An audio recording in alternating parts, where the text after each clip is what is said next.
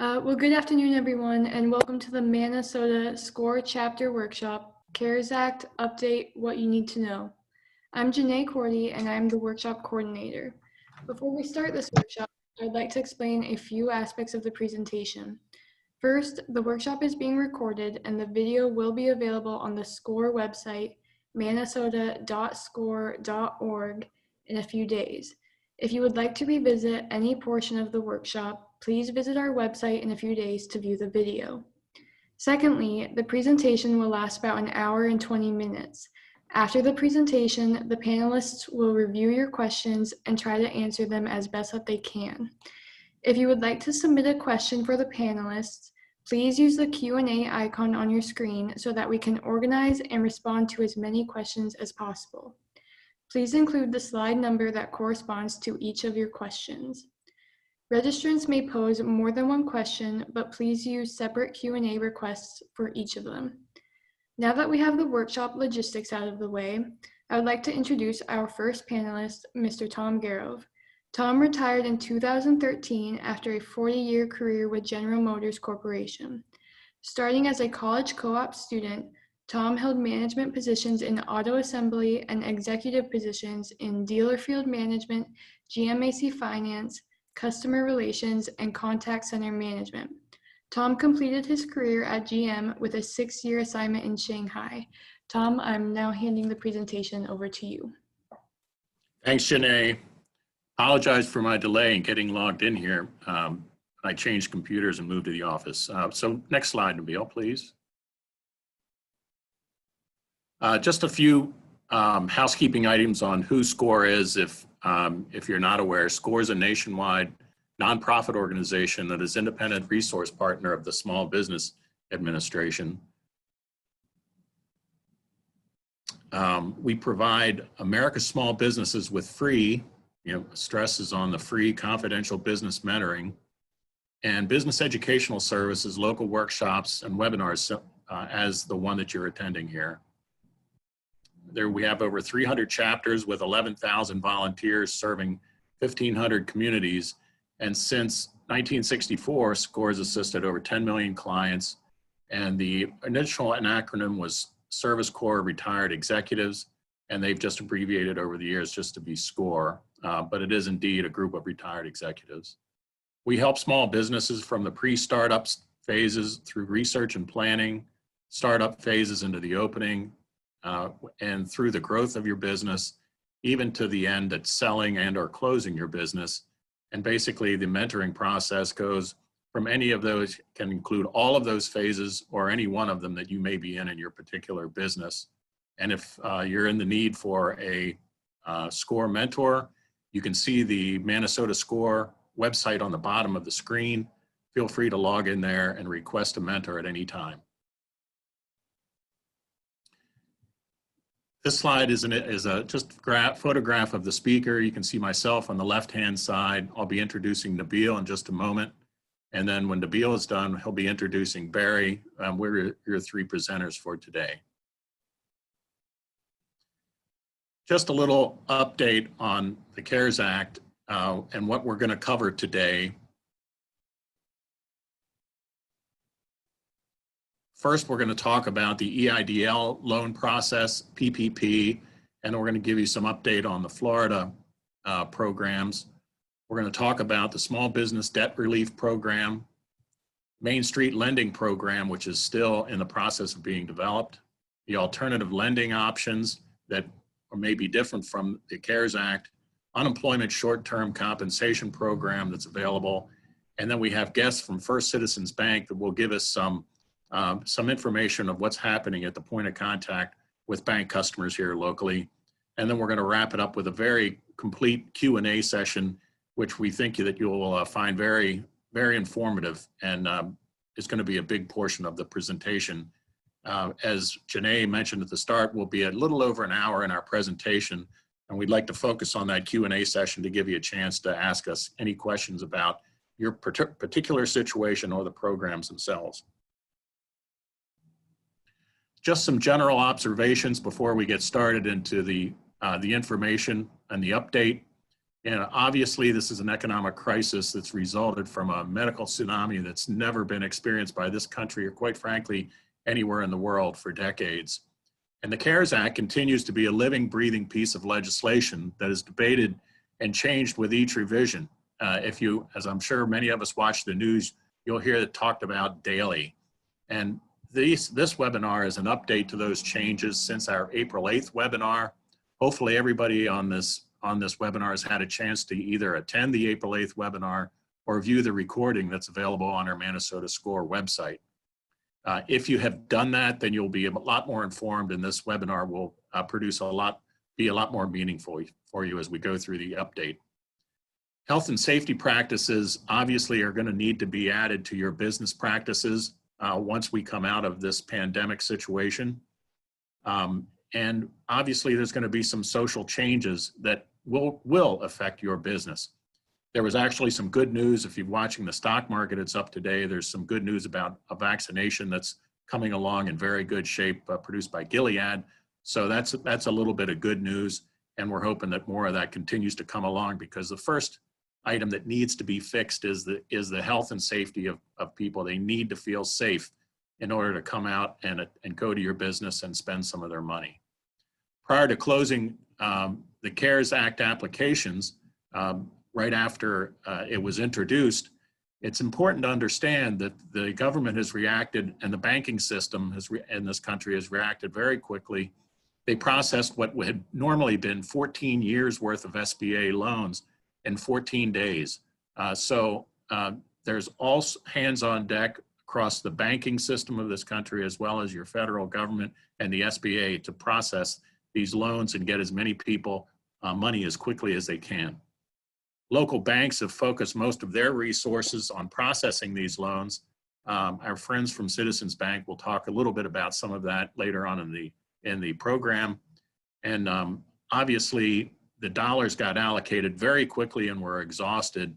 And as we'll talk about later on the program, those monies were gone, but have been replenished and are now in the process of being redistributed in the second round.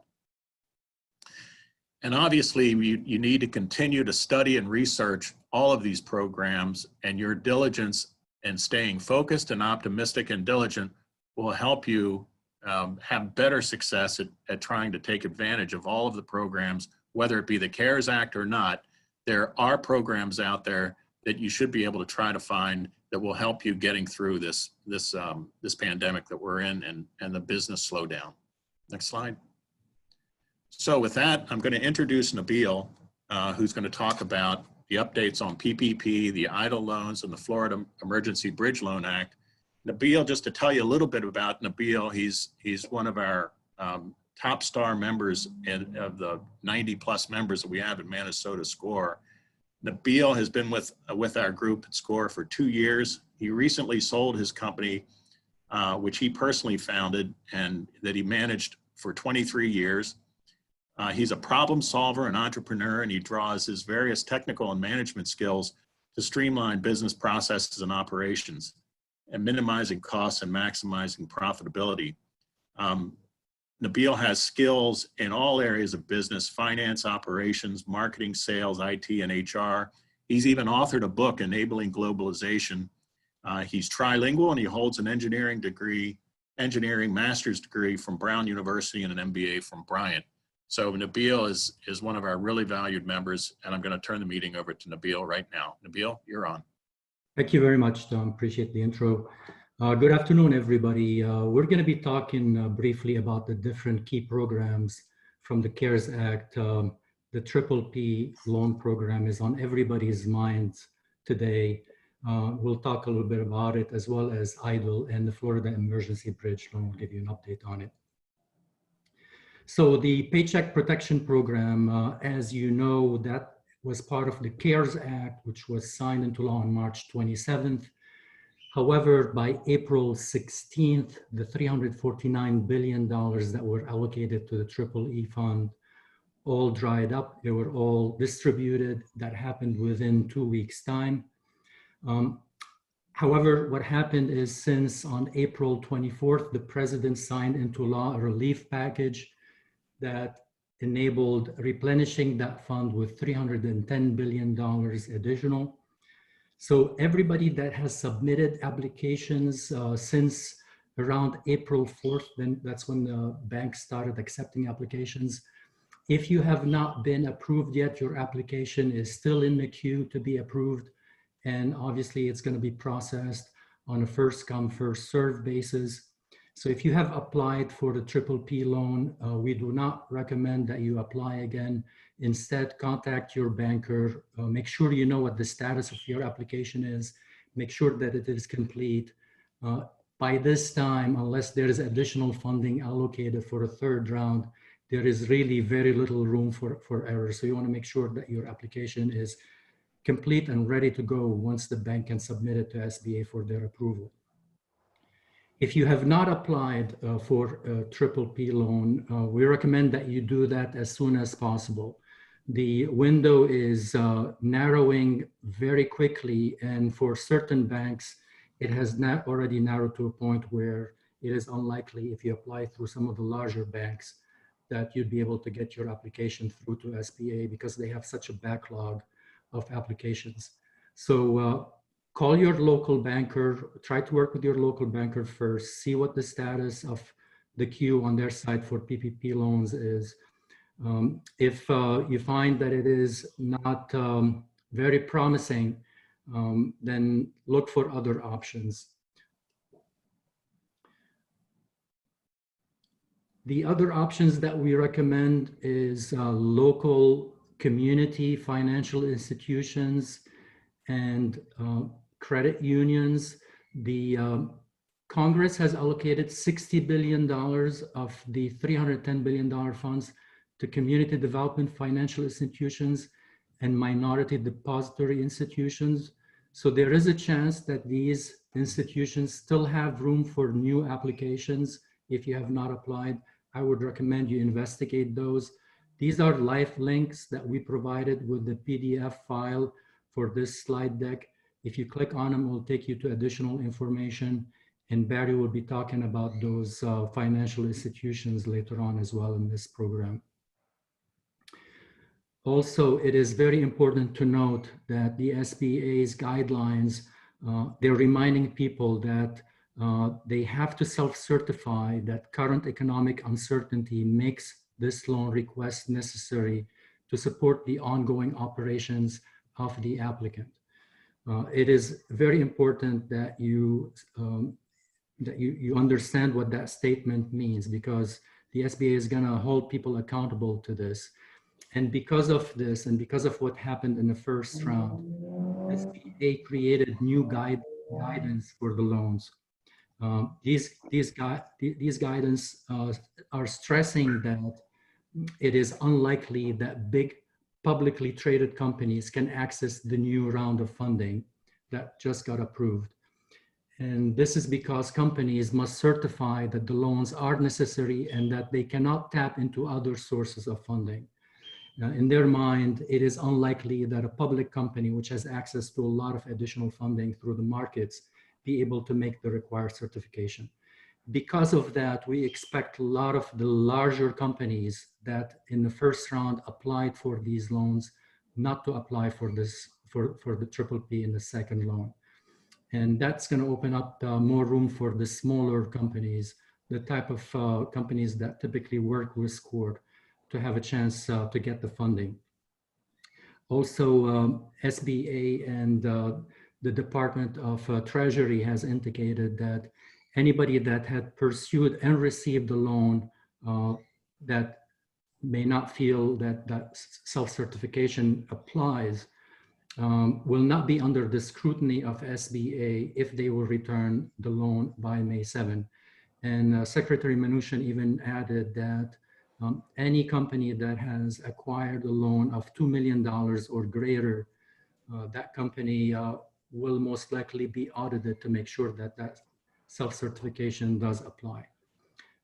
In addition to all this, the SBA offered additional guidance on how you can calculate the PPP loan amount if you still have not applied and it's still vague in your mind how you derive that loan amount. If you click on that link, it will take you to very detailed information showing you exactly what forms you need to look at, what are required to be applied with the loan, and how you calculate that loan amount. Additionally, what I'd like to remind everybody of is if you're a sole proprietorship and self-employed entities, Schedule C of your 1040 IRS return is what's going to be needed when you apply for a PPP loan. If you are a subcontractor, it's going to require your 1099s. If you're an S corporation or a C corporation, then you're going to have to rely on your 940s and 941s, and the bank may ask for your bank statements as well. Okay, so just to give you an idea of what transpired in the first round of the funds, which was $349 billion, they were all distributed across all the states and the territories in the United States. The state of Florida did get its fair share of the amount. There was an $18 billion worth of infusion into our state, which is really tremendous. Close to 90,000 applications were approved. So 90,000 companies benefited from the first round of the funds. That is extremely helpful and promising. Just to see how that compares to other states, we're looking at the larger states, like for instance, California, they got the lion's share, $33 billion worth, and they are indeed the largest state in terms of population, followed by Texas, which got 28 billion in funds, followed by New York, which beat us and got $20 billion. So the $18 billion, we're happy with that amount. I think it's a testament to how strong the state is in terms of its financial institutions. The banks obviously expedited a lot of these applications, particularly the larger banks. They were up and running very quickly and started the process. Even the smaller institutions even started taking these applications manually and submitting them manually initially to get the process rolling. And SBA locally, they have been tremendous in providing all the information. They were holding daily webinars in English and Spanish in order to explain these different programs. And the nonprofit organizations helped as well, including SCORE. The loan size amounts, the average loan size in the first round was $206,000. And we're happy to see that the large majority of the loans, 74% of them, went to applicants requesting money of $150,000 or lower. I mean, that is really significant. And as a matter of fact, if you look at the top 3 categories here, 96% of the total loans that were approved went to applicants that requested $1 million or lower of funds. And more than half of the $349 billion were dispersed to these applicants, which is really tremendous. Now, I looked today, the average loans so far in the past couple of days that have been approved, and there's been about 500,000 loan approved and about 60 billion dispersed already in the past 2 days. The average loan is estimated at this point to be around $110,000. So that's even more good news to smaller companies, companies that SCORE typically works with, because that says that instead of potentially approving about 1 million or 1.2 million loans for this round, looks like it's going to be more like 3 million loans that will be approved at an average of about $110,000 per loan. So if your application is in the queue, hang in there. There's a good chance that you will get approved, and it's just a matter of days before the banks and SBA go through that process and get it completed. As far as industries is concerned, also we looked at where the funds ended up, and it seems like construction, professional, scientific, technical services, manufacturing, healthcare, and social assistance, those got the largest amount of the funds. As far as Florida is concerned, the industries that we rely on quite a bit here in the States, highlighted here in green, it seems like quite a few of them are in the upper echelons of who got the most funds, which we're happy about. So all in all, I think the program, despite of the glitches and the delays and the fact that some of the companies got more money than they were supposed to, or got some money that they were not supposed to get, despite of all this, we feel that the program went really well, and with the second round, it has the opportunity to even outperform the first round. So this as far as the PPP. Regarding the EIDL loan, that's the Economic Injury Disaster Loan. This loan program was initiated earlier this year. It got funded by Congress first before even the CARES Act, and people started applying, companies started applying for disaster loans early in March. That loan program was put on hold on April 16th when the funds basically got exhausted. Even though, so by law, basically, SBA is not allowed to process any applications when there's a lapse of appropriations. That's why they put it on hold. But what happened on the 24th is Congress put in additional funds for the EIDL loans and grants. There was $50 billion added to the EIDL loans, bringing the total, I think, to $350 billion. And then the EIDL grant, which was initiated in the CARES Act with an initial $10 billion fund, was doubled. So they added another $10 billion to the EIDL grants. Now, applicants who have already submitted their applications for EIDL will continue to be processed on a first come, first serve basis. So if you have already applied, there is no need for you to reapply again. The SBA has not enabled that link as of yet, the COVID-19 relief.sba.gov link, which is the streamlined online application form. They have not enabled it for people to submit new applications yet. They may do that. We're not sure when they're going to do that. If you have not applied for EIDL, I recommend that you continue to monitor on the SBA.gov website to see when they're going to enable you to start applying again. I know they have a huge backlog of applications that they're processing right now, so that's probably what they're waiting to see, to get through some of that backlog and maybe help with the processing of the PPP loans at this point. But if you want to inquire about the status of your EIDL application, then you need to get in touch with SBA, and you could do that by either email or telephone, or just simply wait until they get in touch with you. They will get in touch with you when they get to your application. Okay, quickly about the Florida Emergency Bridge Loan. There was up to $50,000 offered by the state in March. And that program, unfortunately, was discontinued on April 14th. That happened after the $50 million fund ran out. Basically, there were 38,000 companies that have applied for the $50,000 loans, and only $1,000 companies were able to acquire because it's a $50 million fund. So at this stage, we do not believe that the state is going to replenish that fund.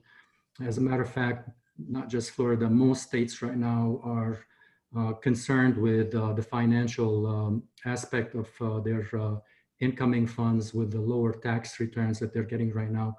We doubt that they're going to be offering any additional rescue funds here. So if you're seeking any additional funds, we would recommend that you will continue to look towards the federal government to provide that. In the April 8th webinar, we briefly talked about the Small Business Debt Relief Program that's also was made available with the CARES Act. There were $17 billion that were attributed to that fund.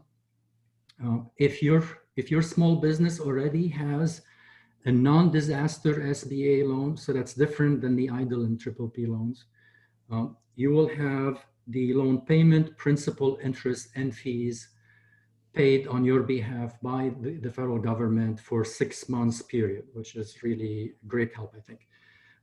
Also, if you do not have a non-disaster SBA loan and interested in getting one, you will get that benefit as well. So as long as you get that loan approved before September 27th, 2020, you will qualify for 6 months free. You don't have to pay the payments, and that's principal, interest, and fees. So if you're thinking about applying, that's potentially something that will help you. This program will be automatic. SBA will notify you if you have one of these loans. So there are no applications that are needed. And I want to warn you that the EIDL and the PPP programs are not eligible for this relief.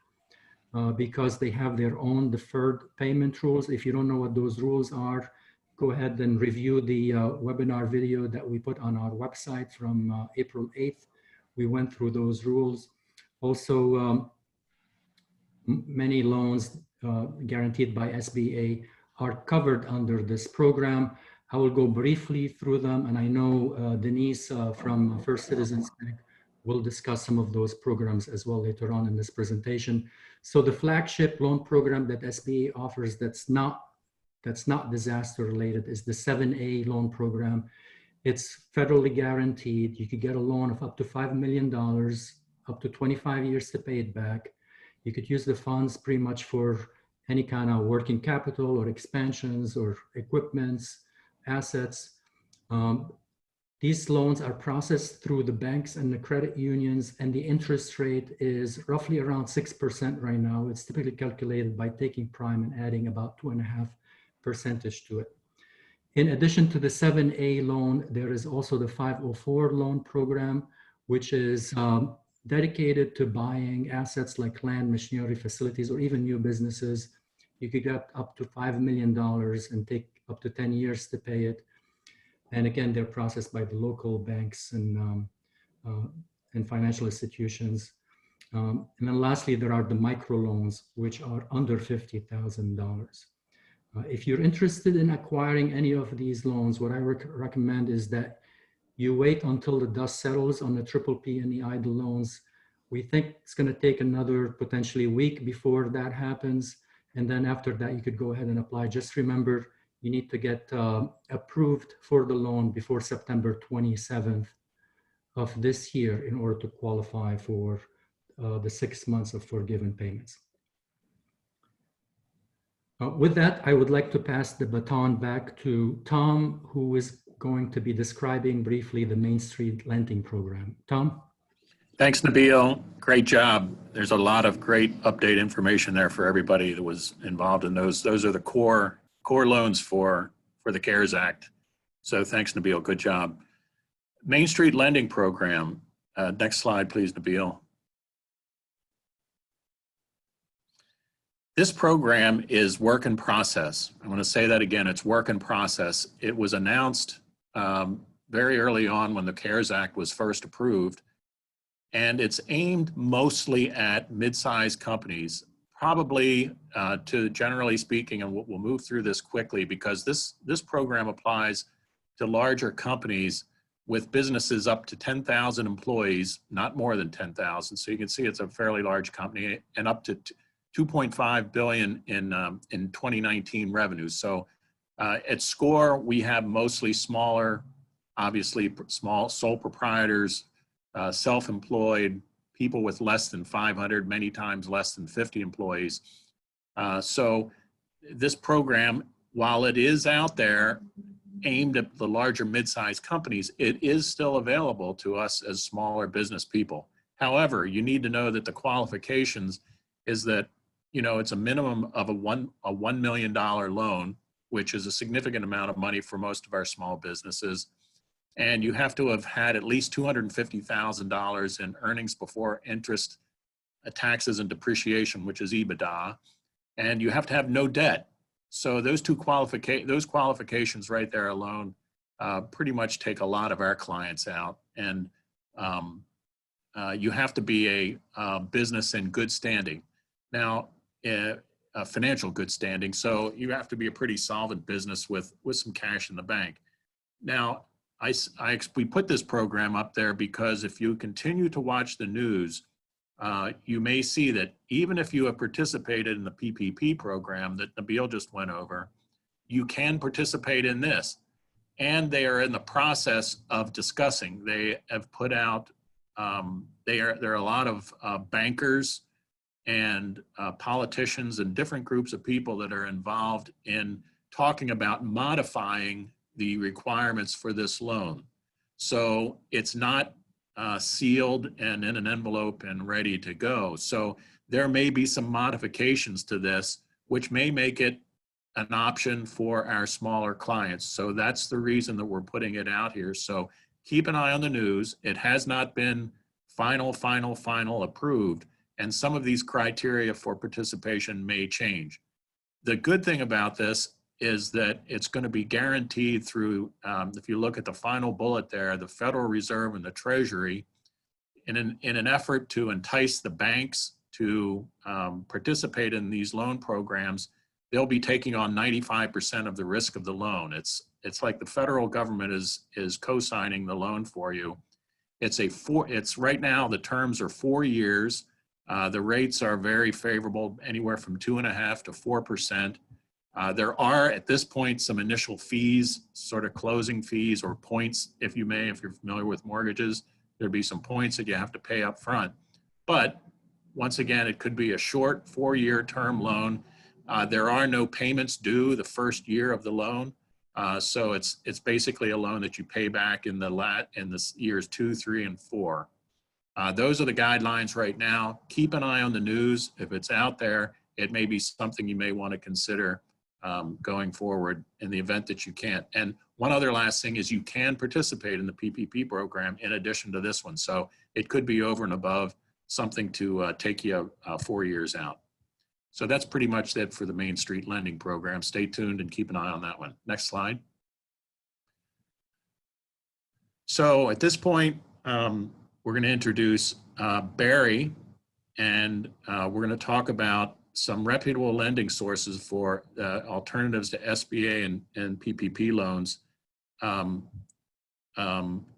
Janae, if you're on, could you please read through Barry's introduction there if you could, and then we'll turn it over.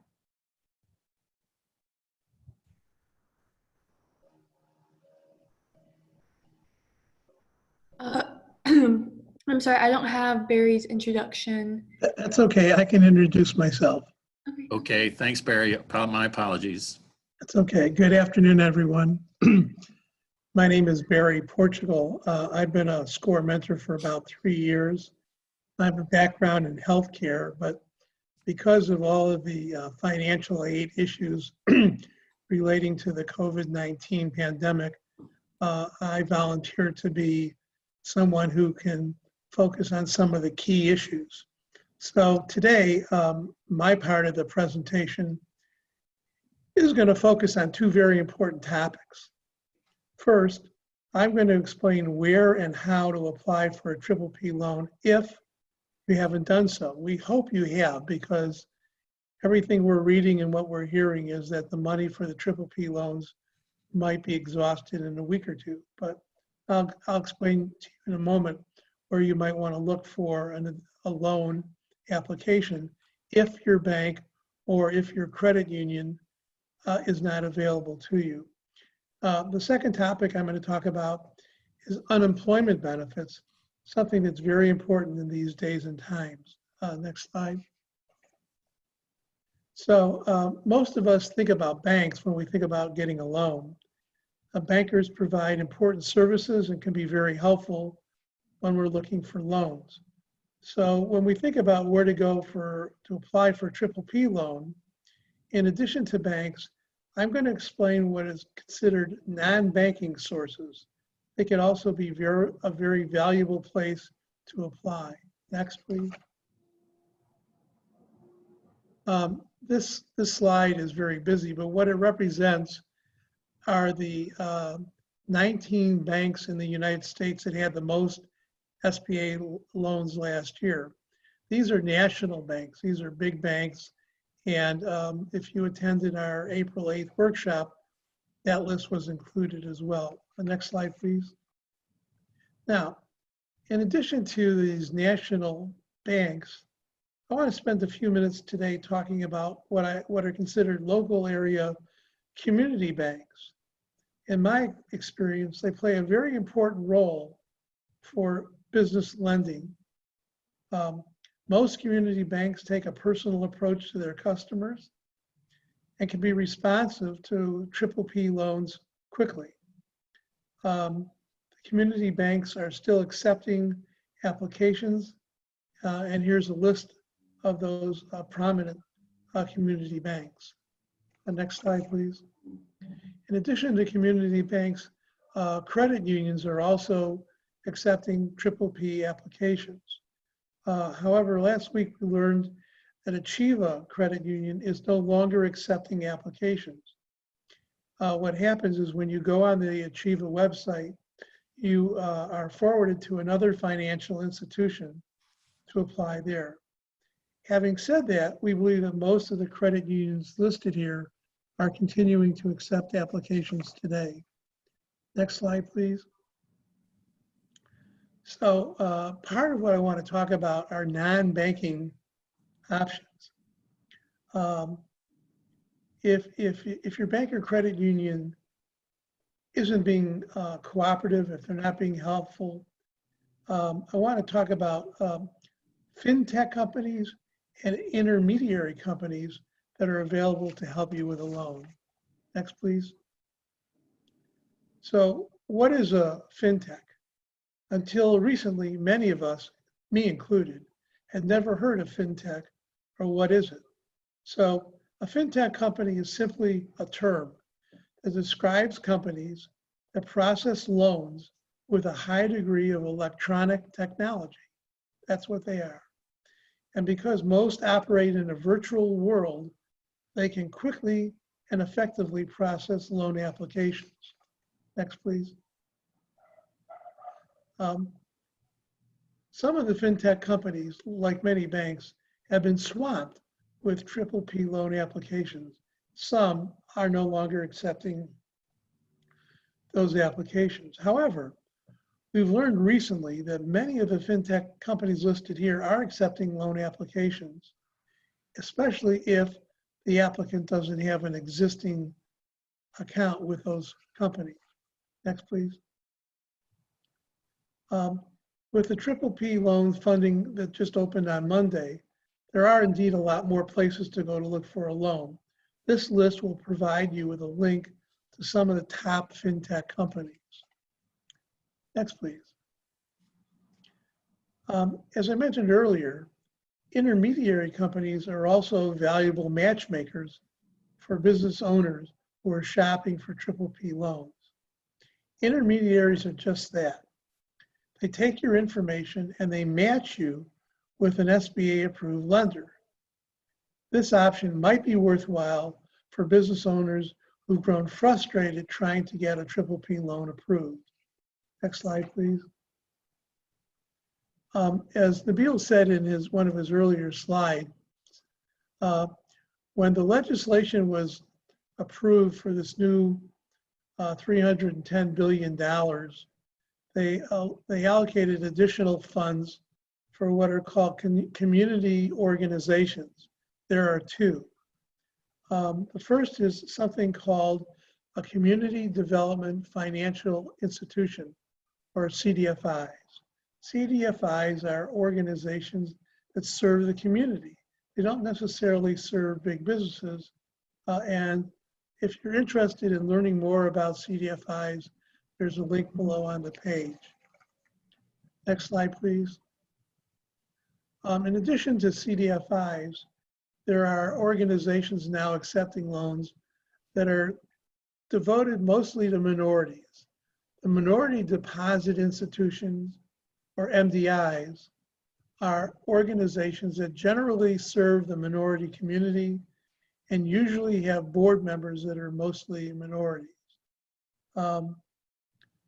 If you want to learn more about the MDIs and think this might be an option for you, listed below are links that will provide more information, as well as a list of local MDIs for you to consider.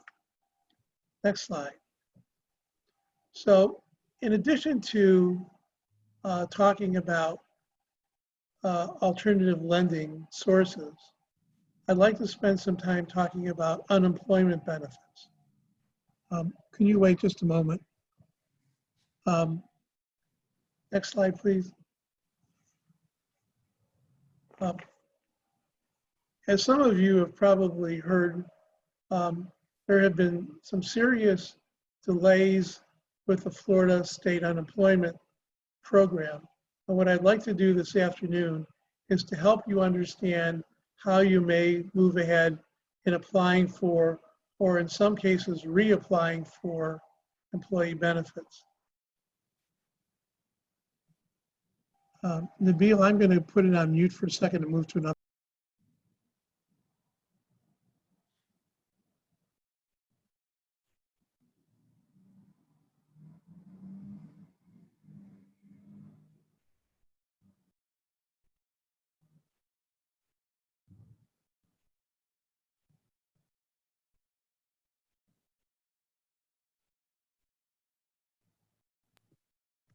I apologize. There were some people outside cutting the grass.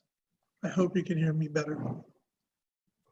So in terms of step one, it's important that you understand the rules of the road about who's eligible to apply for unemployment in the state of Florida. You have to be unemployed through no fault of your own. You should be able to work again. You have to be paid wages, which I'll explain in a moment. And you've had to have earnings in the last 2 quarters. And you had to have earned at least $3,400 in the last year. Next slide, please. Now, there are 2 aspects to unemployment benefits. First is Florida, and the other part is federal. So I'm going to try to explain how you might apply for one or both.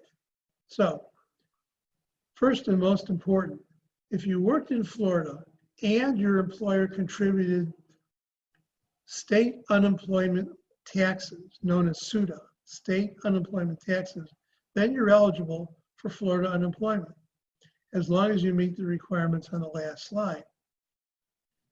In order to get the $275 from Florida, you'll also be able to apply for federal government unemployment benefits that'll pay you $600 a week through the end of July and maybe even beyond that. Now, here's an important part. In order to be eligible for the federal unemployment benefits, you must apply through the Florida unemployment website. Next slide, please. Now, if you were not a salaried worker and no state unemployment taxes were paid on your behalf, then unfortunately, you are not eligible for Florida unemployment benefits. But if you were an independent contractor, a gig worker, or you owned your own businesses and took out an owner's draw, then you are eligible to receive the $600 a week in federal unemployment benefits. Remember, the federal benefits run until the end of July and maybe a little longer, but not to beat a dead horse, in order to apply for federal unemployment benefits, you have to register through the state of Florida. Next slide.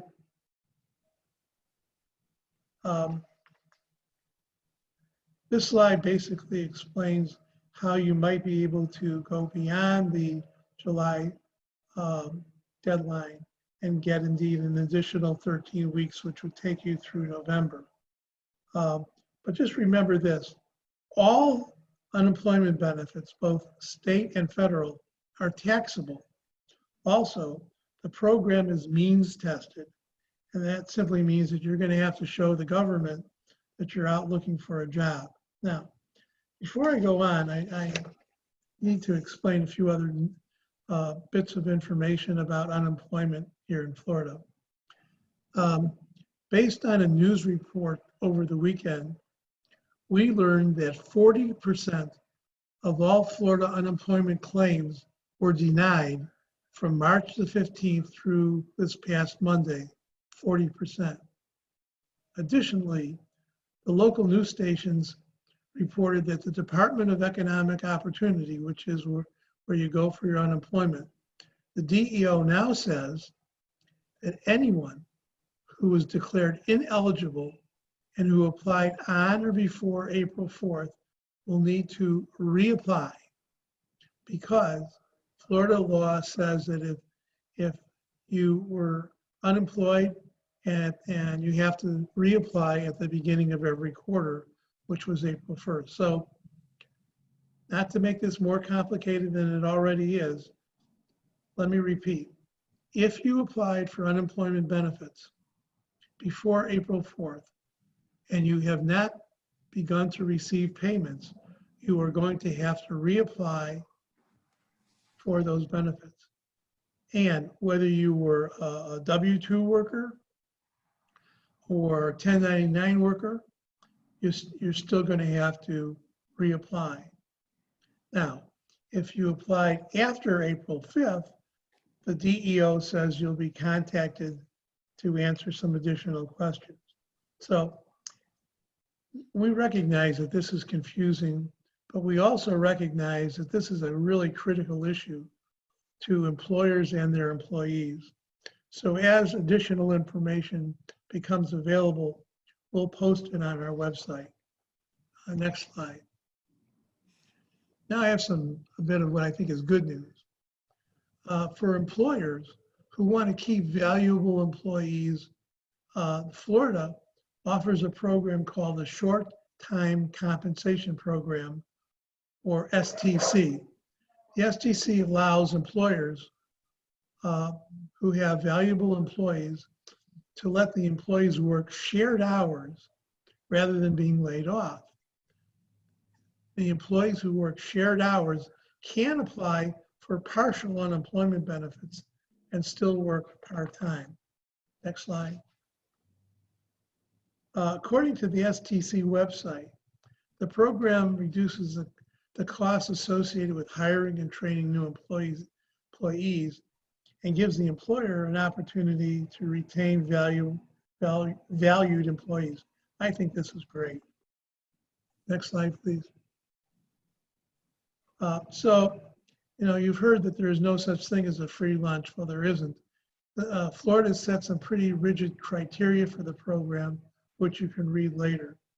But if you think that the STC program would benefit your business, go to the link below and get more particulars.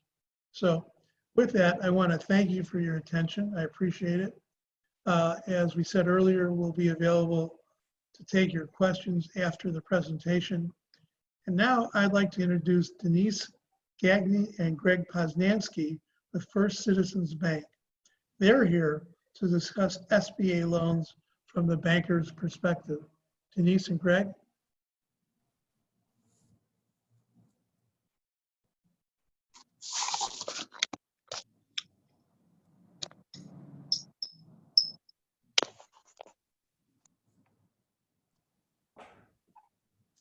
Thank you. This is Greg Poznansky. How you doing? Can you hear me?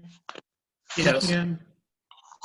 Okay. Hey, thanks guys for having us today. We want to go through. Denise is the manager on University Parkway First Citizens Bank, and I'm the commercial banker here at First Citizens at the University branch as well. You know, kind of going over the PPP items, we've had, you know, seeing it firsthand. The banks have done a tremendous job of shifting gears without having to really add staff or do anything else. So it's been a very challenging time for the amount of volume that has come through the banks, and what they're still doing to get them done. Long weekends, a lot of hours. I've been working Saturday and Sunday, putting stuff in as well. So you know, they are trying to get everybody taken care of. If Denise is on, I'll let her get into some of the items that were kicking some of these applications out that we've been seeing. Yes. We've heard some stuff from Chase and Bank of America and the bigger banks that have automated systems that, you know, what some of the issues might have been just auto decline. And nothing to do with the client or anything like that, but just some of the paperwork. So Denise, are you on? Yes, I am. Thanks so much, Greg. I appreciate that. I just want to take a moment. On your screen here, there's some question and answers with some just multiple choice questions. If you could just take a moment to go through and answer some of those questions, I would greatly appreciate it. And as we move along here, what I'm going to do is, if we can just go ahead and move to the next slide.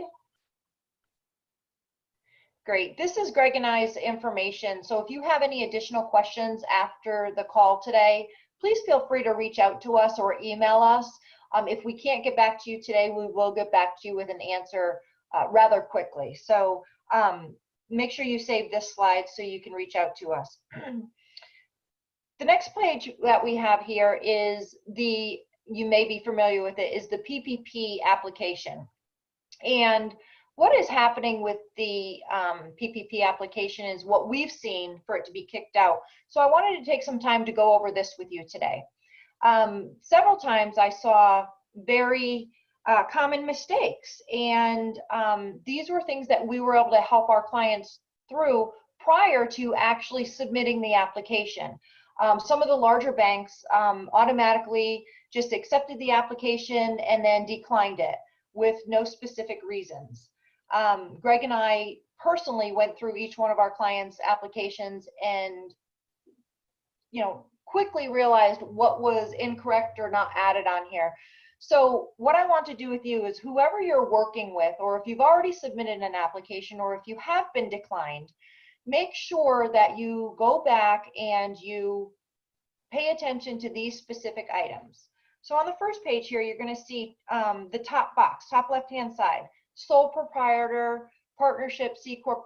What type of organization are you? It's very important to check off one of these boxes, because that's going to tell us what forms are we going to need. Are we going to need a 1099? Are we going to need the 941s or the 940s? So make sure that you're clicking on the type of organization that you are. If you are a DBA, make sure you put your DBA name in there, your business legal name. Several times I've seen come through ABC Company, and it's really ABC LLC. Make sure your name is accurate on there. What we're finding is people are rushing through these, just trying to get the application in, and it's not accurate. Your address, what is showing on your 941s, what is showing on the tax returns. Make sure the business address is on there, the business tax ID number, and the business phone number. Shockingly enough, it will get kicked back if you do not have the tax ID number on there.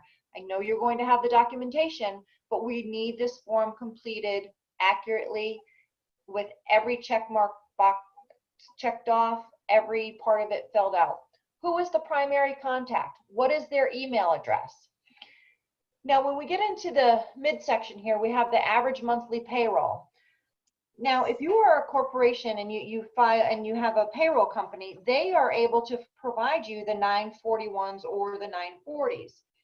The average monthly payroll, you just take that annualized amount and you divide it by 12, and it goes in that dollar amount. And then it breaks it down for you by doing it by 2.5 times for the EIDL. Now, here at First Citizens Bank, we provided a calculator for our clients to be able to complete this for them. And that dollar amount is filled in by the calculations that we provided for them. Again, if you have not worked with a bank, or if you have worked with your bank and it has been declined, go back to them and ask them if they have a calculator to be able to help you calculate this and finalize the numbers in there for you. Again, the number of employees was left blank on one of ours, and we caught it before it was actually put in. Again, it can be anywhere from 1 to 500 employees. Make sure that you're filling that in. The purpose of the loan. Now, we all know this is the Payment Protection Program. Payroll is going to be checked off on there. You can also utilize the money for lease, mortgage, interest, utilities. I haven't seen anything marked off on there because it's very specific on how you have to spend these funds. 75% of that has to be utilized for payroll. The remaining 25% of that can be used for mortgage, interest, and utilities. So make sure you're completing that as well. The applicant ownership. The easiest way to fill this out is to go to Sunbiz and who's on your business. Is it your wife? What is her percentage of the ownership? Is it just you? What is the percentage? Are you 100%? Make sure you're completing that. If there are more than 2 owners, make sure that you are providing a separate spreadsheet for that with the owner's name, the title, the percentage of the ownership, their social security number, and the address for them. The questions below that need to be checked off yes or no. If it is left blank, it is not a complete application. The second part of that for the questions is specifically questions 5 and 6. Of course, 7 and 8, you have to mark off yes or no for those. But again, pay attention. It says initial here to confirm your response to question 5, and then initial here to confirm your response for question 6. I would have to say out of every 10 applications, at least 3 were missing the signatures on those specific spots. The minor mistakes will get it kicked out or declined. And if your bank is not one of the banks that are looking at it for you, then it's going to hold up the process for you, or you're not going to be able to get your PPP funding on that. Can we go to the next slide, please? Thank you. Again, this is just the second page of the slide that we have, and it's a matter of you initialing and signing and dating and printing your name. Again, very important that this is initialed and signed. There was a couple where one was not marked off because they didn't feel it was appropriate for them. Fortunately and unfortunately, we caught it for them. It would have held up the process for them. So make sure that you're initialing off on every one of the items that is needed, signing it, dating it, and printing your name. Take your time doing this request. If on any application, and I'm not just talking about the PPP application or anything, even if it's a consumer or commercial loan that you're looking for, if the bank provides you 10 pages, provide 10 completed pages back. For example, even if it's not applicable to you, return that back, listing that it's not applicable to you. Take your time, go through it thoroughly. Next slide, please. Okay, so preparing for a business loan. This is so important right now, and the reason for this is because why is knowing and understanding your credit important? It has always been important. So you can explain reasons why there's been a blip in your credit report, or there's something on there that you're not familiar with. Make sure you understand it. There's free credit reports out there that's not always accurate, but it gives you a good snapshot of where you are in your credit history. Be prepared to tell your story. Now, this is the most important part about your business. And this isn't just for COVID-19, but this is when you started your business, or even if you're starting up a business, you always wanted to have a business plan to be able to explain how you are going to get to those goals. What have you done? What is your experience? Now we have to really focus on what is the story of the COVID-19? What happened? What did you do? How did you handle it? With this new environment, what changes are you going to do to make your business successful again? We may need to change the whole business plan, but you need to know that story and the how, what, why, okay? Put your story in the loan request in writing. This is your business plan. Go back and read it. You may have to revamp what you already wrote and include the COVID-19 story in there. You may be a restaurant owner. You may be a concrete business. You may be a general contractor. I don't know the answer to that, but you need to be able to know what happened, what did you do, and how did you handle it. Always include your financial data. Your projections are always good to have on hand as to the why and the how. This is why it happened. This is how I've handled it, and this is how I see my business growing continually down the road. Make an appointment with your banker. Your business banker is going to be your best friend through this. They are not going to write your business plan for you, but we're going to be able to help you through that process. We're going to be able to ask those questions that we're going to need to know the answers to, that you'll be able to put in your business plan for you. And then now I'm just going to go ahead and hand it over to Greg to talk about the different types of entities that will be able to work for this. Greg, are you there? All right. Yeah, thanks. Thanks, Denise. And yeah, just to mimic some of the stuff that Denise was saying about the loan is each loan that we were receiving, we were getting different answers, different things. So I think a lot of clients didn't understand exactly what they were filling out or how to fill it out, which, you know, because the program was a little rushed into play, and we still don't even have some of the answers of how the forgiveness is going to be, you know, handled at the end of this. I think they're just trying to get through all the loans out to the clients to help people out. But when it comes to talking with the banker, that's definitely what we do. And every bank should have, you know, a commercial banker that you bank with. If we talk to people every day. We do reviews, even if you bank with us or not. We ask, try to find out what is the best for your client, and the best thing to do for you as you go through things is to find out what you not only need today, but in times of need, the best time to get something is to put a line of credit in place when things are good. You don't use it. So you have it in place for the time as of right now when you would really need it and it's hard to get.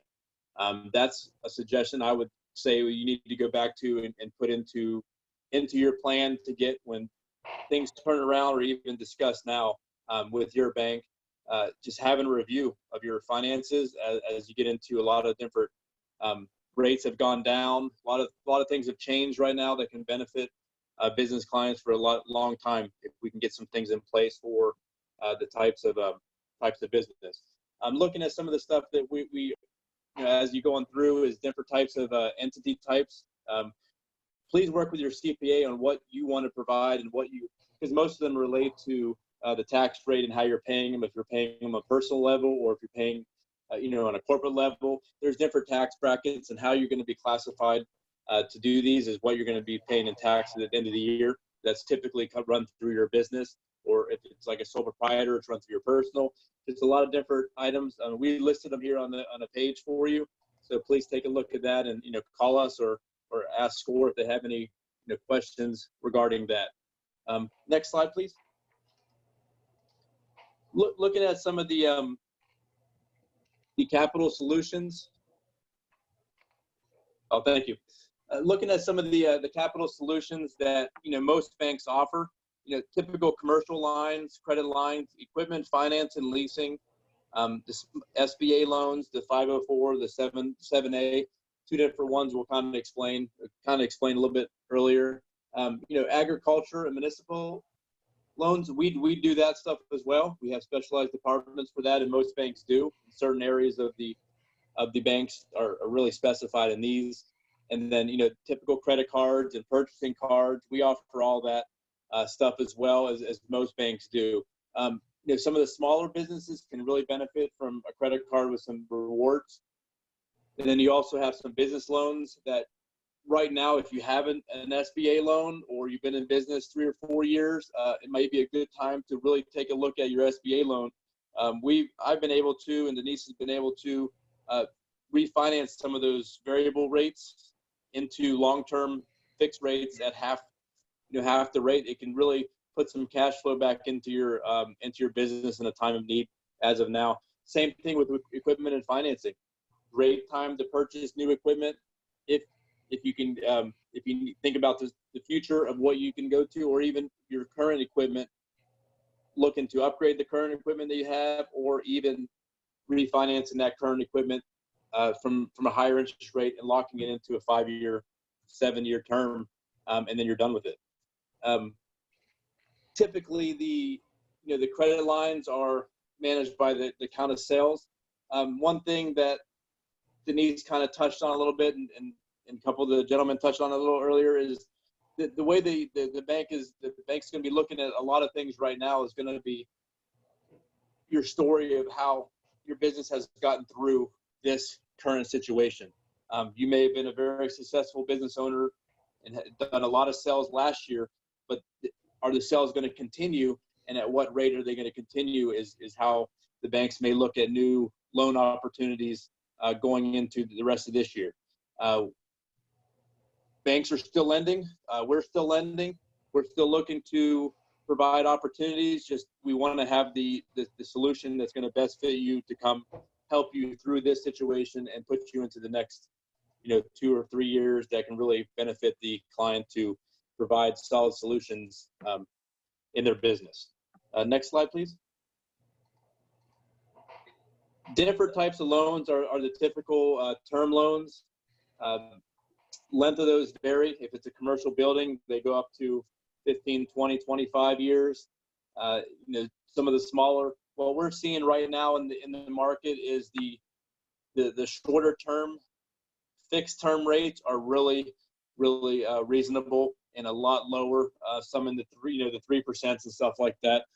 Really crazy rates that you can lock in for not a long time, but 3, 5, 7 years, or even 10 years we're seeing some really good rates, and that might be a good opportunity for you to take a look at that or look at getting a new loan. And then line of credits, same thing. They're revolving, which typically leads to a variable rate, which is lower as well. But those are lines of credit that are revolving, and interest-only monthly payments can really benefit in a time of need or purchasing, whatever you're doing as a business and paying it back, each month or each 45 days. This creates a little bit more cash flow in your business, sometimes 60 days, and also falls under that. The purchase card is pretty much a glorified credit card that can provide a lot higher limits and for higher buying power when you're buying your certain needs, and you typically get a 1% rebate at the end of either 6 months or a year on those, which most banks offer those, and you get a check. It's just usually cash. But what that does is it provides a lot more buying power when you're buying, say, 20 items. You can buy 200 at a lot discounted rate, and you can put it onto one card with no interest. It's got to be paid back 30, 45 days. But what we're seeing is it turns a 30-day cycle into a 60-day cycle as you get your flow going. So that's a really good benefit for a short-term, cash flow need to buy and then sell your items. Next slide, please. And then following up on the loan amounts, what we want to really look at is how you're coming up with what you're providing. If you're looking at doing a building, is there any needs additionally to the building? You want to take a look at all your costs up front and provide your banker with a solid plan of what you want to achieve in the next 5 years, not just your current amount. Basically, it is so much easier to ask for additional or even put additional guidance lines in place for equipment purchases you want to purchase over the next year, not necessarily at the time of when you're actually looking to buy it, or if you're buying a building. We can provide equipment guidance lines that provide that rate locked in for a year. So if you're not looking to, you buy a truck today, you may need a printer or something 6 months from now. You just call your banker and it just pulls it right from the guidance line. Really good stuff, but we need to understand what you're wanting to accomplish in the next year, 3 years, 5 years, and we can help put things in place that can actually get you there a lot easier than trying to do it piece by piece. Every time you need a piece of equipment, providing all of your documents is a pain. It takes a lot of time and effort. So we look at ways to create a better synergy around getting everything approved at one time and then rolling it out over a year period. We can also do that as well. Not necessarily, and something on the guidance line, you pay nothing until you actually use it. So if you never use it, you don't pay a dime, but you do have $100,000 available to you to purchase a piece of equipment if you need to. So things like that, furniture, computers, we do loans on all that stuff as well. A lot of people don't think about that, but it can add up in prices. And then, the soft cost of if you're looking to build a building or looking at building out a space, you have a lot of extra costs that people don't realize what goes into that.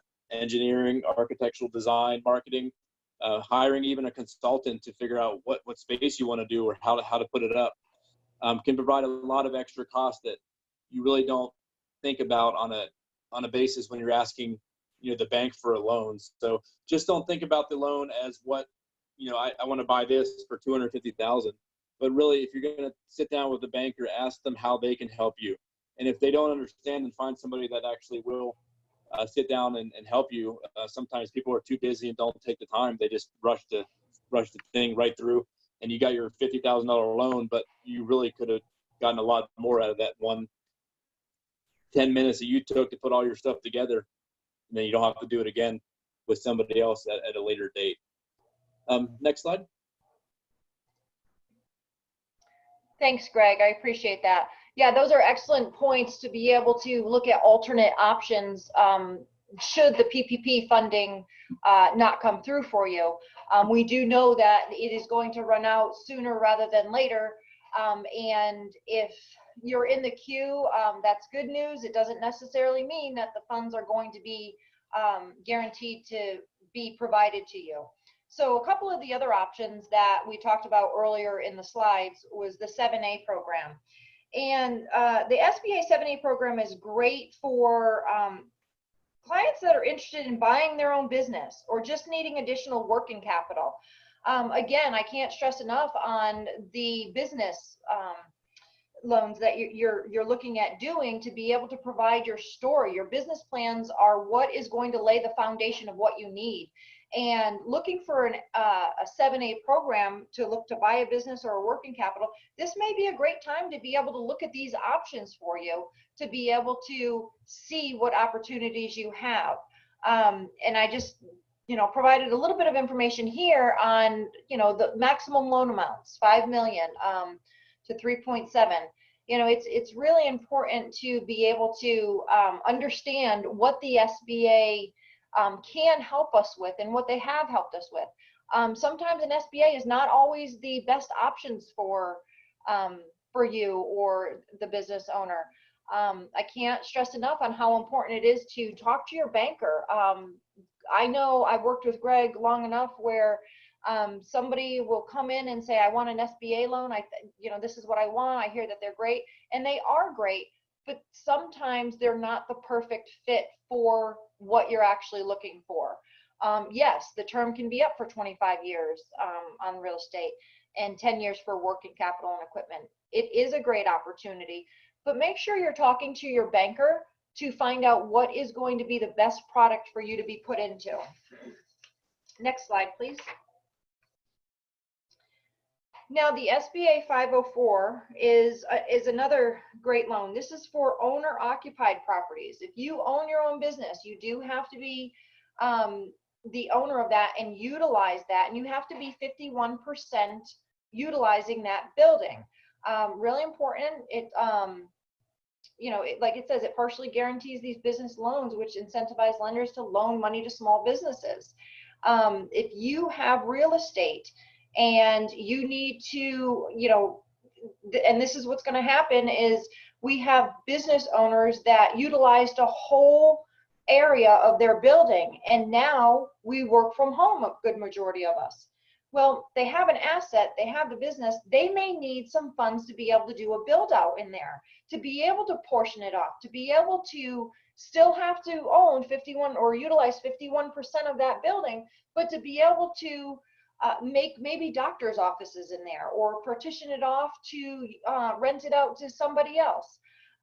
It's a great way to be able to expand your business. Again, it's with the partners that we have to work together for our commercial lenders to be able to see what's going to be the best loan for you.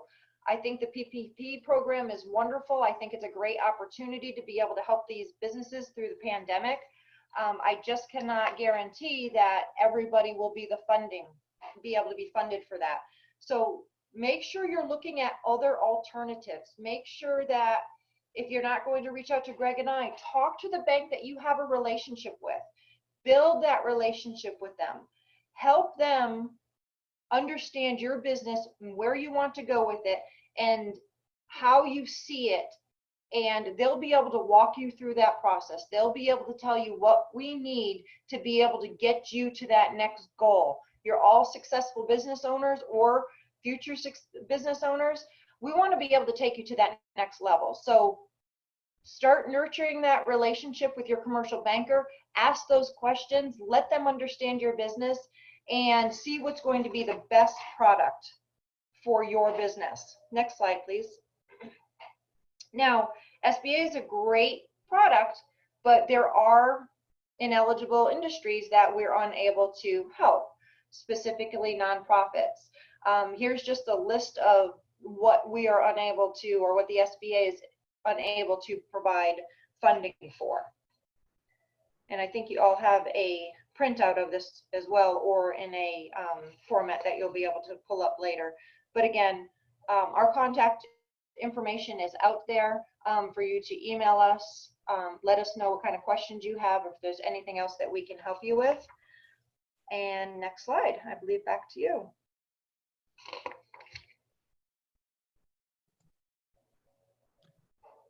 Okay, Janae.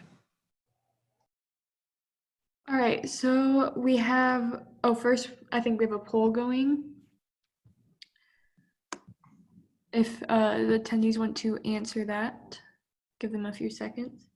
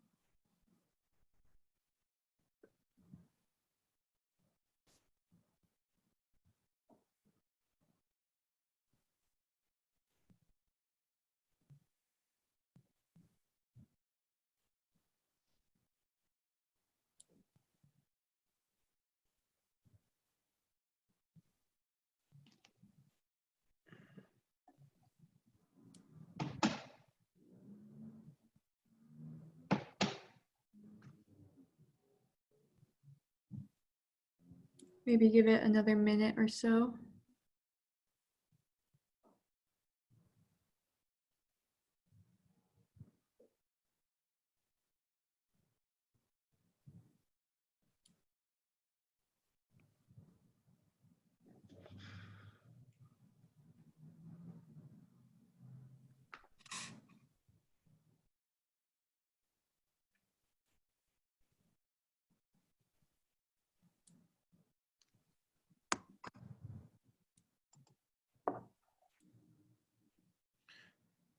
Just for everybody, Denise and Greg, you're still on? Yes, I'm here. Great. We're hoping you can stay for the Q&A period also, in case we answer specific to your presentation. That would be great. Sure, we'll both be here. Thank you very much. You're more than welcome.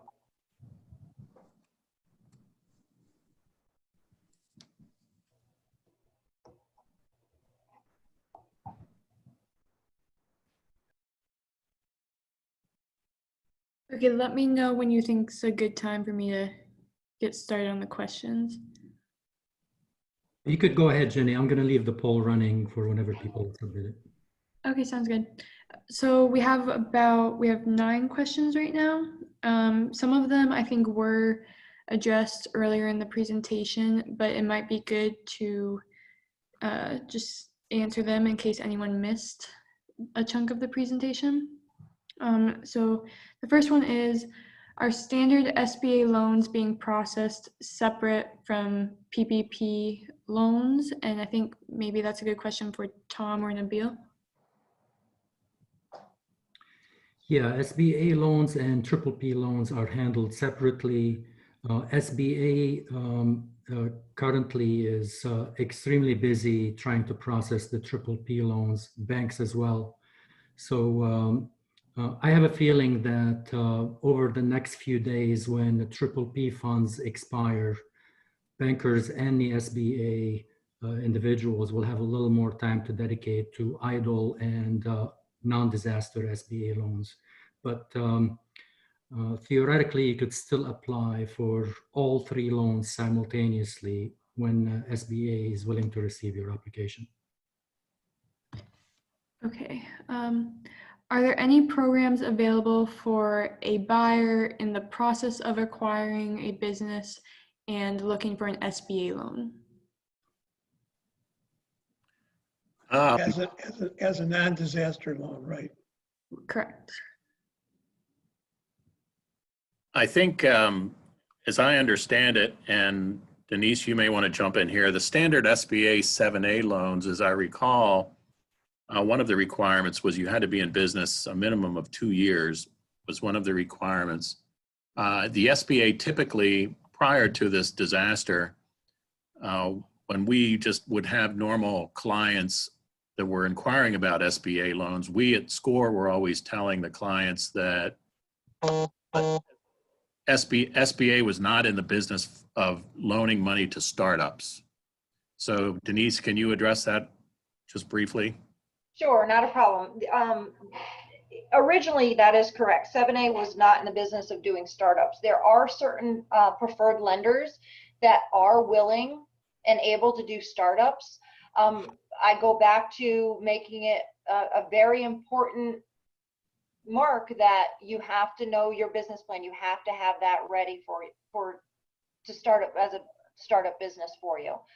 So the answer is yes, typically 2 years, but there again are some banks that will do startups. And just to tag on to that a little bit, for those of you that are on the call that are in the startup phase of your business, if you recall our original slide, the SCORE mentors, we can help you through and have other seminars, webinars to discuss how to make up business plans and what we call elevator pitches. One of the things that our mentors are trained in doing is helping you put that business plan together in a presentable fashion that you can go to a lender for startup funding. Okay, next question, Janae. All right, so because the 2020 filing date for 2019 taxes is now pushed back to July, will one's 2019 tax basis be acceptable for loan calculations? Yes.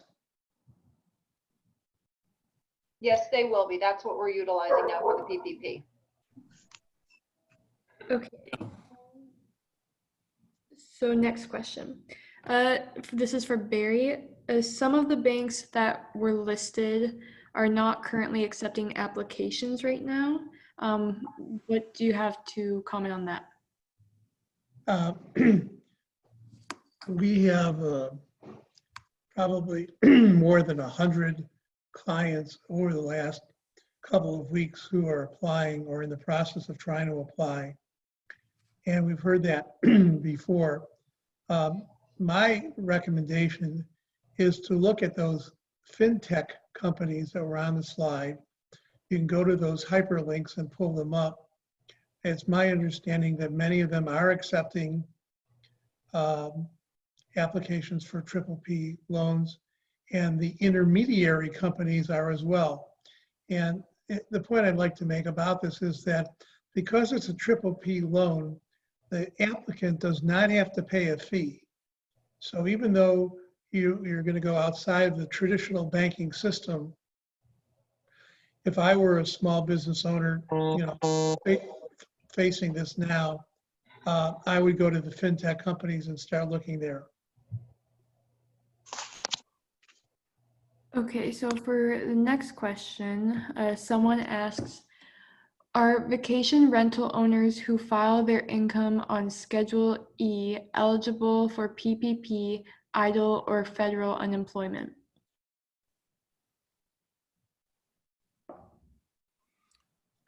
Could you repeat it again? Yes. Are vacation rental owners who file their income on Schedule E eligible for PPP, EIDL, or federal unemployment loans? Well, let me take the federal unemployment part first. I don't know if you can all hear that noise in the background. I'm not sure what it is.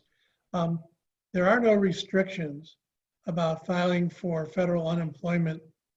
And again, I would urge you to do that through the state of Florida unemployment site. with regards to vacation properties, I'm not aware of the answer to that. Maybe either Nabil or Tom are. Yeah, I believe you're eligible for all three. I would like, however, for Denise to confirm that they are eligible for the triple P. I read somewhere that landlords could not apply for triple P, but I'm not sure of that. Yeah, this is Greg. We've had a couple of these situations come up with, they didn't have any employees on there. So we had to have their CPA refer to what was actually, what their income was if they were eligible. And they've come back and they weren't eligible for the ones that we worked with to apply for that. Not to say that each one may be different. So I would probably take a look at, we have not done any of the vacation rental PPPs to date. Okay, so next question. What is required to qualify for an unsecured loan at your bank? I can go ahead and answer that. This is Denise. For personal, we would need 3 years tax returns to be able to prove the income on there. We do have some promotional items that are happening right now, but the best option is to give us a call and we can go over specifically what you're looking for. I don't know if Greg wants to tag on to the unsecured for a commercial loan. I don't believe that we're doing any unsecured at this point, but I'd love to have a conversation to set up a time to see what you're looking for your loan. Is it equipment? Because we do have an opportunity to be able to, lend on equipment and secure that as collateral. Yeah, it would just take on the business side, it would just be what you're looking to do. And we've done those in the past. Like I said, we're in a different time right now. So just depending on what, the banks are looking to do and what the client is looking to do, we may be able to get there, and it would just be the same paperwork as a normal business application, just not securing it with your personal guarantee, or how don't you want it to, secure would be the question. We just need a couple more, I think, definitive answers to what you're looking for, and we can provide a direction for you. Okay, so this next question is a little bit longer. This person says, I started my software product development company about 3 years ago. I quit my full-time job in 2018 and have been living and spending for my business from my savings. Since 2019, I've been using my 401k money to fund my business. I did not include myself as an employee and didn't run payroll. I have 2 members in the LLC, myself with 99% and my daughter has 1%, both of us on distribution. I have employees overseas since I am playing globally. Am I eligible to apply for a PPP loan? May I use the loan money to pay myself as salary now, though I did not do this before? With regards to the PPP loan, when you do the calculations, you can only include the payroll for people who live and work in the United States. So with regards to how you do the calculations, that would be the purpose. Now, if you chose to use the funds once they were approved, that would be up to you. But for the calculations, you have to use only U.S. residents. Yeah, and I'm afraid in this case, it doesn't seem like he's got any employees in the United States. So if there were no 940s or 941s applied, then it's a subchapter S or subchapter C corporation LLC. Then in this case, that person unfortunately does not qualify for a PPP loan. Denise? Did he say that there, Janae, did he say that he's not taking a payroll or a wage or salary? Right, he's taking distribution for himself and I believe one of his relatives, his daughter. Yes. Yeah, don't qualify. Then he wouldn't be eligible. Thank you. Sorry. But one thing I may chime in on that particular one, the notion that you're using your 401k money to fund your business quite frankly, you probably need to think that about a little bit. And if you're in a position that the business has a revenue stream and you're keeping books that show that you have a profitable business, hopefully that's the case, then at some point you may want to think about capitalizing your business something other than your personal savings and looking into some type of a business loan similar to any one that we've described on this seminar, even as much as if you want to go out and think about putting a business case together to get an SBA secured 7A loan from Citizens or somebody of that sort. That would be a much smarter use of your funding of your business, and rather than deleting your retirement savings, your 401k.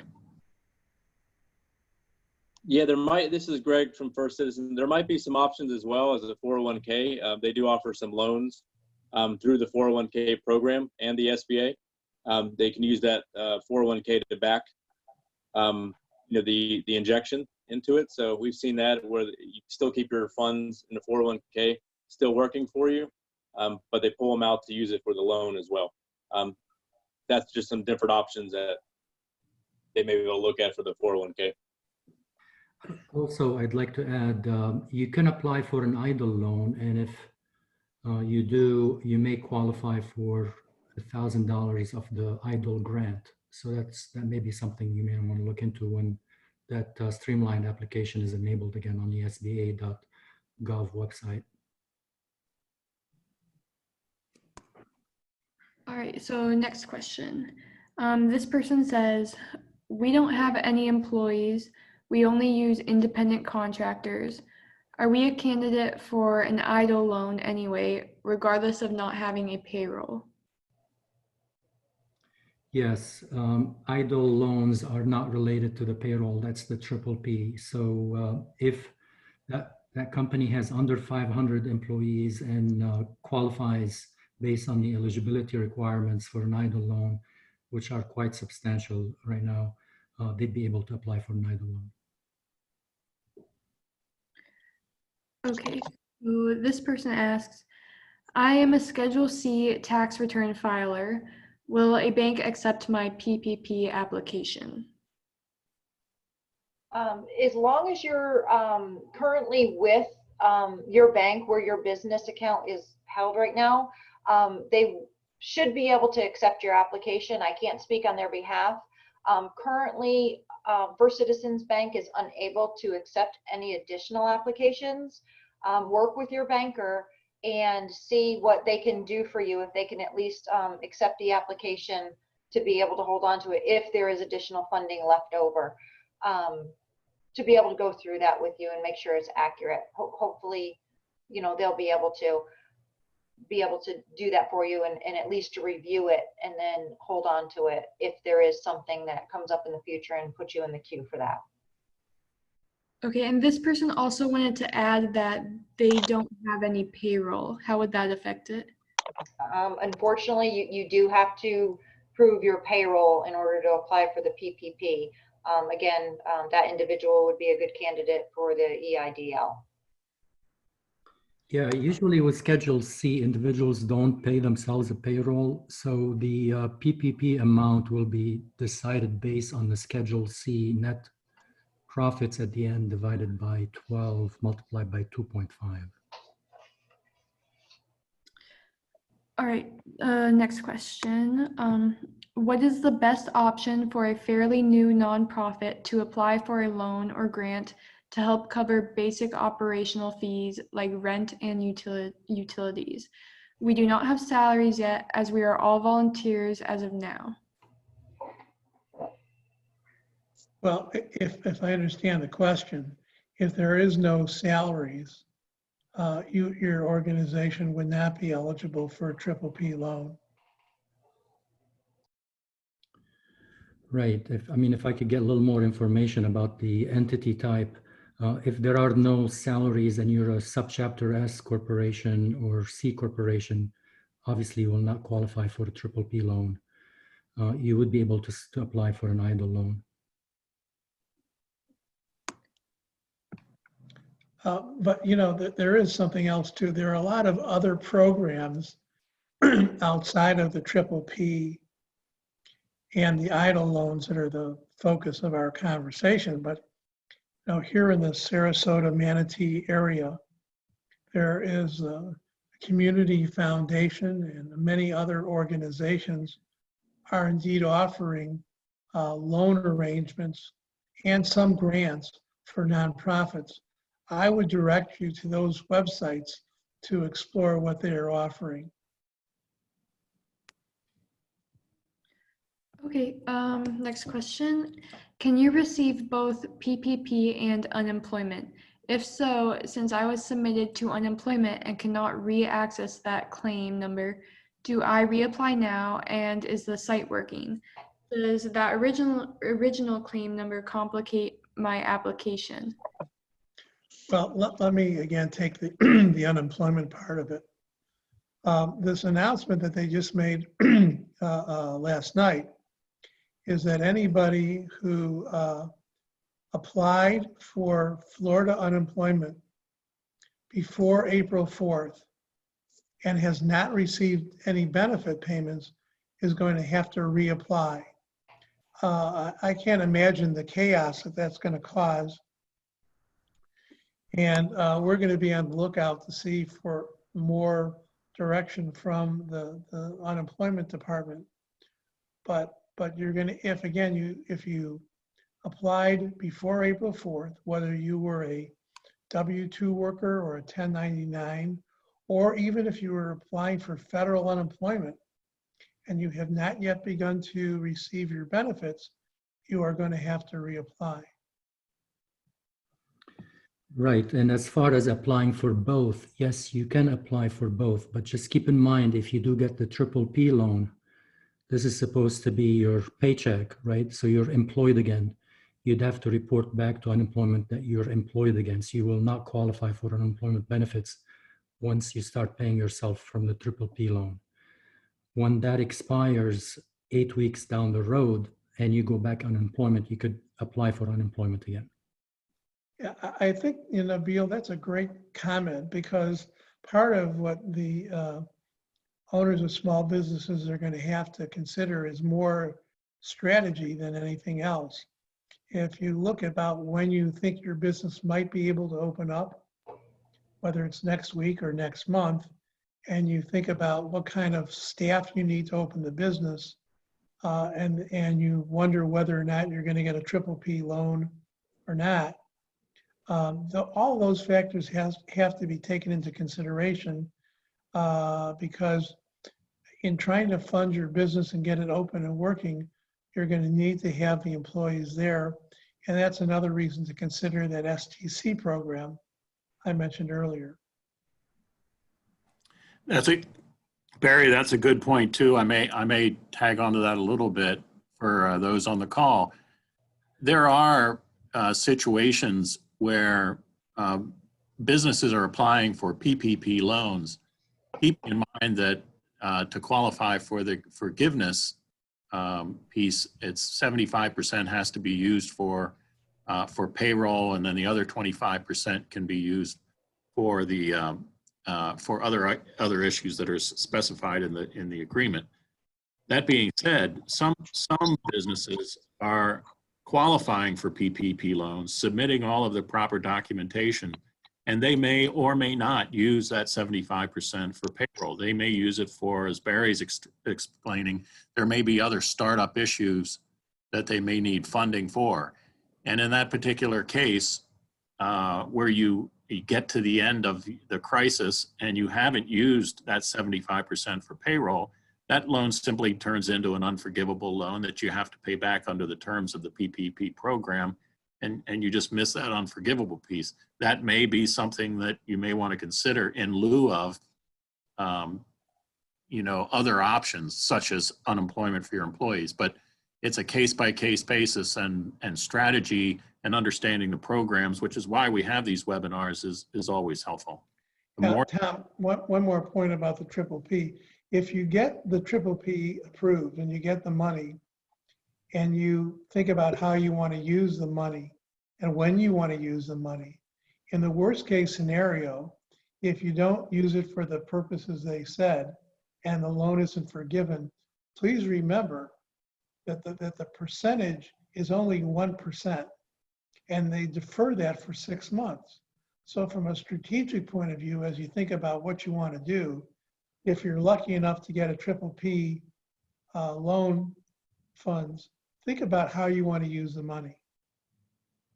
This, Just to add on to that, I just wanted to also mention that if you are fortunate enough to be able to get the PPP funding, set up a separate account for that so you can make sure that everything is tracked. So if and when you're audited or questions are asked, you can just pull that and you'll have the documentation there rather than going through your existing operating account to try and pull that through. That's a really good point, Denise. In fact, if you do both, if you have a PPP and an EIDL loan, the recommendation that we gave on the first webinar, if you may recall, set up separate banking and checking accounts for each one of those loans with very, very clear documentation of how you disperse those funds, whether it's the PPP funds in one account or the EIDL funds in another account. Clear documentation on how those funds are dispersed are very, very important. right, and this person just added a comment saying that they received their PPP today, but they have been unemployed since March 15th. Yeah, so I would just let the Department of Unemployment Opportunity know that, because you don't want to be caught in a situation where you've got the money and you haven't let the Florida government know that you're no longer going to need to be on unemployment. Right, and unemployment benefits are retroactive, I believe, to February 15th, right, Barry? March 9th. March 9th, okay. This person also commented that you said to wait for 8 weeks to apply for unemployment after PPP. Today is April 29th. Can't I apply the PPP funding to my previous unemployed month? I don't know who said anything about not applying for PPP. I think everybody on the call, the panelists, have said it's really critical that if you've not applied for a PPP loan application, do it now. You know, find places to apply. Like one of the earlier questions was, if your local banks or your credit unions are all not accepting any now, go to those fintech companies, go to those intermediary companies, contact them. But you know, better to make the application while the money's there and get it in process.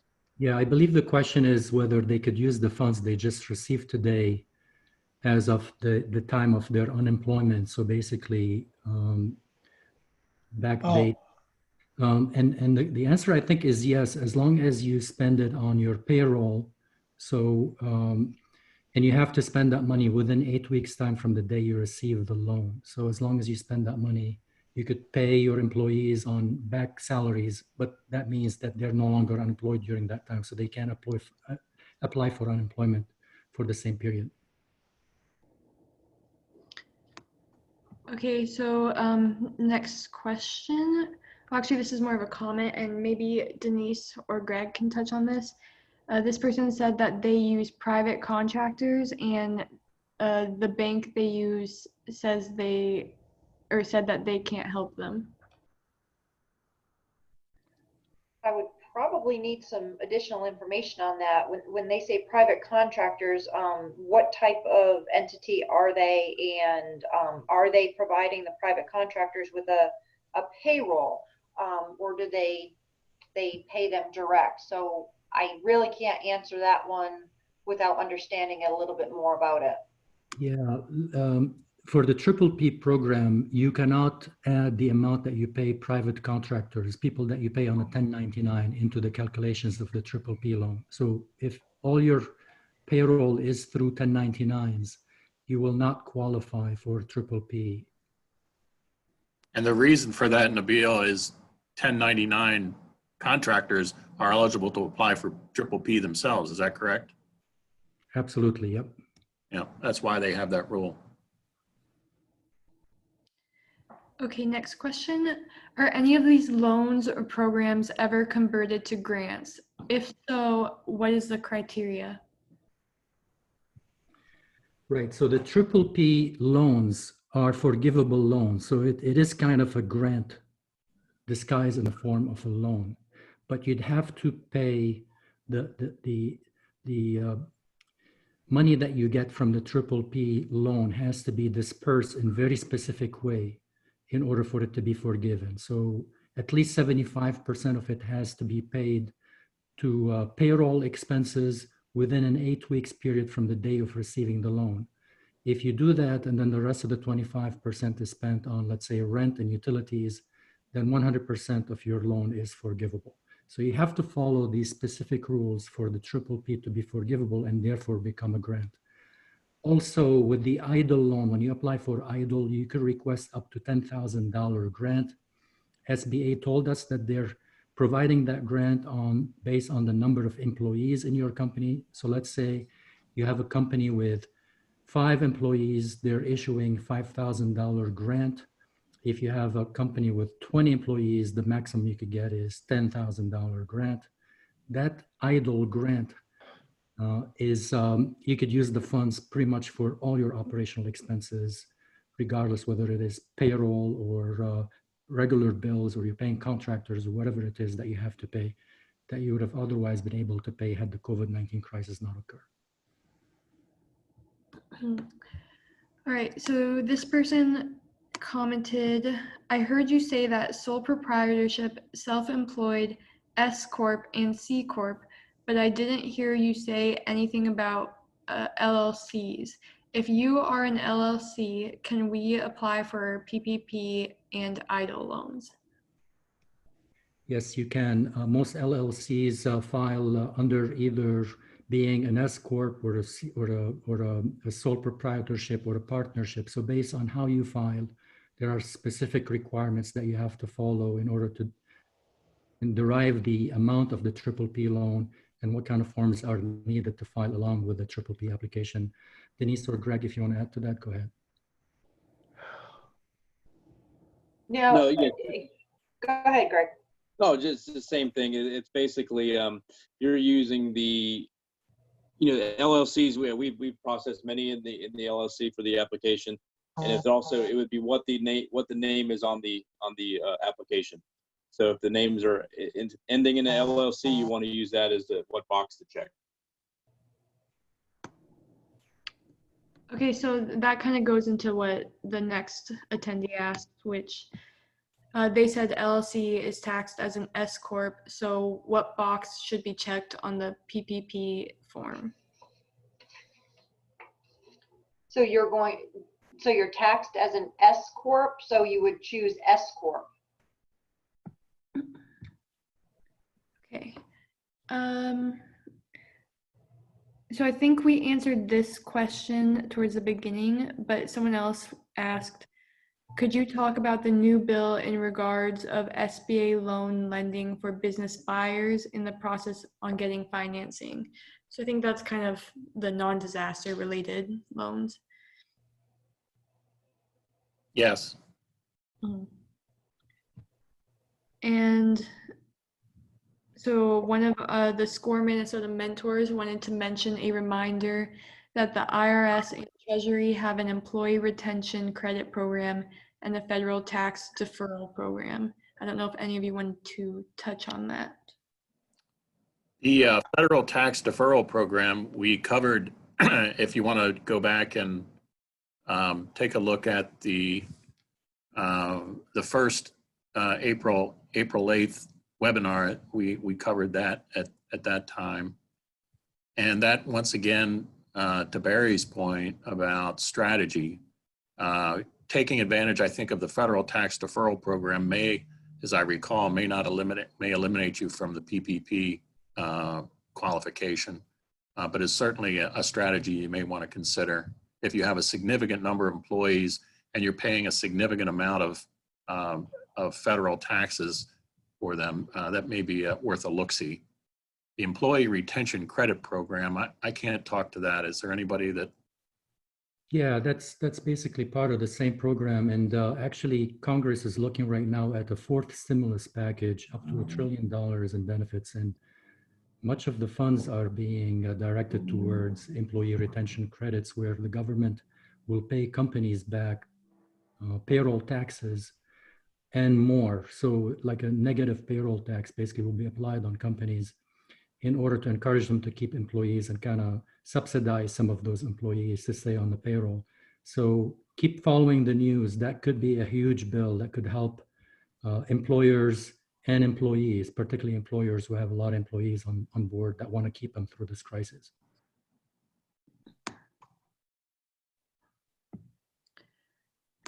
Okay, so we have one more question. This person asks, how do sole proprietorship and self-employed people qualify for PPP loan forgiveness? How do they prove that they have retained their employees, etc., if they have no employees? Denise, you want to get that, or Greg? Well, if you don't have any employees, you're not doing a payroll. So I guess we would have to look at the Schedule C on the 1040 to be able to determine if we will be able to do that. We just basically have to prove on the PPP that you pay employees and what that amount is, and calculate it for the 8-week period. Yeah, SBA is going to provide more guidance on this issue. I don't think they've been up to speed yet on this. But meanwhile, what I would suggest is, again, like Tom suggested, maintain very good records of all the expenditures. So operate as if you're operating the same way you operated last year, and keep track of all your expenditures. And then when time comes for you to submit all these records, hopefully SBA will have more guidance on this. Okay, and as far as the Employee Retention Credit Program, this mentor added some additional information. I'll just read that off really quickly. The Treasury Department and the Internal Revenue Service today launched the Employee Retention Credit, designed to encourage businesses to keep employees on their payroll. The refundable tax credit is 50% of up to $10,000 in wages paid by an eligible employer whose business has been financially impacted by COVID-19. We encourage businesses to take full advantage of the Employee Retention Credit to keep employees on their payroll during these challenging times, said Secretary Stephen T. Munchin. This new credit is available to all employers regardless of size of business and covers up to 50% of up to $10,000 in wages. First of all, thank you to Jim McCarthy, who authored that. And Jim has been great in sending us information. So that sounds like a real great opportunity. And Jim, if you would send us the link to that, we'll look into it. And thanks again for that. Appreciate it. This actually was covered in the last webinar. Yeah, we touched on this one briefly. Once again, I'll say briefly at the last one. I can't recall whether we had an embedded link to this program on the last webinar, but certainly if you simply go to Google and Google Employee Retention Credit Program, you probably get all of the details very quickly. But we did touch on it on the last one. But it came out March 31st. So that was part of the CARES Act from signed into law in March 27th, but they clarified it, I guess, more on March 31st. Correct. All right, so that's all of our questions. If anyone has any last minute questions, they can ask them, I guess, but that's all we have for now. Okay. Any last comments from Nabil, Barry, Denise, Greg? I have a comment, if I may. Last workshop that we did, we had about 460 people register to the workshop. So the demand for all these programs was just phenomenal. I mean, this workshop, we had a little over 100, and that tells me a couple of things. Either people that registered the first time got all their questions answered, or they're satisfied, or they got their loans. Hopefully they did get all their loans. Or maybe it's less of an issue, but either way we look at it, I think we're moving in the right direction. I think a lot of companies did get the loans that they asked for, did get the information. So for those of you who are still sticking around right now for this webinar, I have some faith. There's still quite a bit of money left in the PPP. Hopefully some of that will trickle down to you. There are going to be some additional programs available in terms of stimulus programs available from Congress soon. So stay on the lookout for those, and we'll make sure that we'll share them with you when they're out. Barry, Denise, Greg, any comments? This is Greg from First Citizens. Thanks everybody for having us, and please feel free to reach out to us with any questions. We're glad to answer anything you guys need. I reiterate what Greg says. I enjoyed the first part of the presentation. I think it was great information. I hope everybody took something away from this presentation. And again, if you have any additional questions, we'll be happy to help you out. Thanks, Denise. This is Barry. I guess the only thing I'd like to suggest is for those people who still are figuring out what they want to do, I want to reiterate what Tom said earlier about trying to find a SCORE mentor. We don't have all the right answers. We don't have any of the answers sometimes, and sometimes we can point you in a direction that might help you. So I would just encourage you, for those of you that don't have a mentor, to sign up for one, and let's see what we can do to help answer your questions. Tom, I'm going to turn it back to you to close up the workshop. No, well said, Barry. I was just thinking the same thing. To all of the mentors on the call, thank you for your attendance. We hope you found this to be educational. My personal thanks as kind of the band leader for education and training. I want to personally thank Nabil and Barry for their hard work and support. We've spent many hours working to gather this information. We hope it's helpful. Those guys have put in just some yeoman efforts to help make this happen. So thanks to the two of you. And also Denise and Greg, thanks for participating. We may be calling on you again in the near future, but thank you again. And with that, I think we'll and Janae, thank you for your help being the proctor here today. So I think we're on the wrap up moment. Yeah.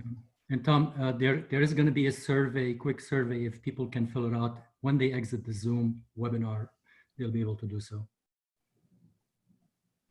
Okay, I think we have a wrap. Thank you, everybody. Thanks, everybody. Bye-bye. Cheers.